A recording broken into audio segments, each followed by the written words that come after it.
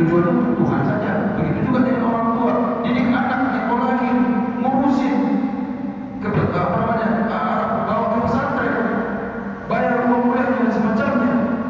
Ya sudah, itu sohiria di hati, tujuannya untuk Tuhan.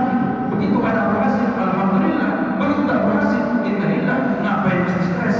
Maksudnya itulah makna dari tatma'innu, tenang tadi. Ala dzikrillahi tatma'innul qulub. Ingatlah dengan mengingat Allah menjadikan hati tenang. Itu maknanya secara mendalam. Allah sajalah yang kita letakkan ke hati. Adapun persoalan dunia ini, kehidupan dunia ini, kita hanya gunakan secara zahir saja.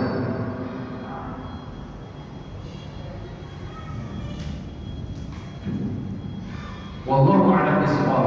Barangkali Bapak Ibu cukup sampai di situlah pembahasan kita. Sekitar 2 menit lagi masuk Isya. Bila mana ada yang perlu kita diskusikan, mana tahu ada, silakan.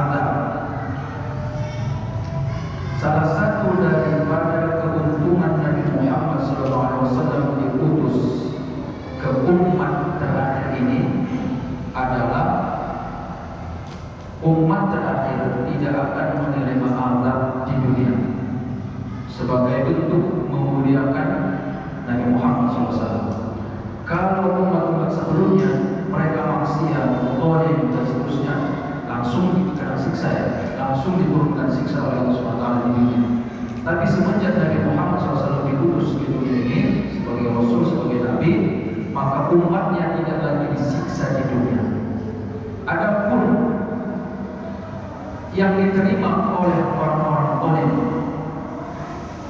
dia bentuknya bukan sebagai azab, bukan sebagai azab, bahasanya bukan lagi azab, tetapi musibah, bala, musibah, bala. Apakah seseorang akan mendapatkan musibah dan bala akibat kezalimannya? Iya, tapi apakah seseorang akan mendapatkan azab akibat kezalimannya? Sebagai umat Nabi Muhammad tak lagi, azab itu akan ditunda nanti di akhirat untuk memuliakan Nabi Muhammad dengan cara menyayangi umat-umatnya. Cara menyayanginya yang menunda azabnya. Tapi apakah umat Nabi Muhammad akan dibalas dan juga dikenai musibah? Iya, akibat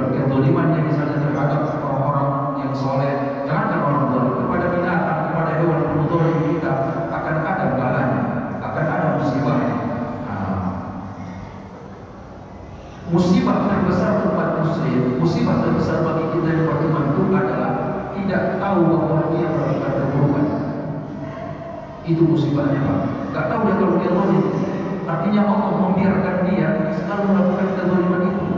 Nah, maaf nih, mana tahu kita menemukan ada orang yang menurut kita dia zalim, ternyata hidupnya tenang aja. Besok zalim lagi, tenang lagi. Padahal harapan kita di orang harusnya terjatuh kayak di mana, tenggelam kayak gitu kan, kebakaran ke rumahnya atau apa.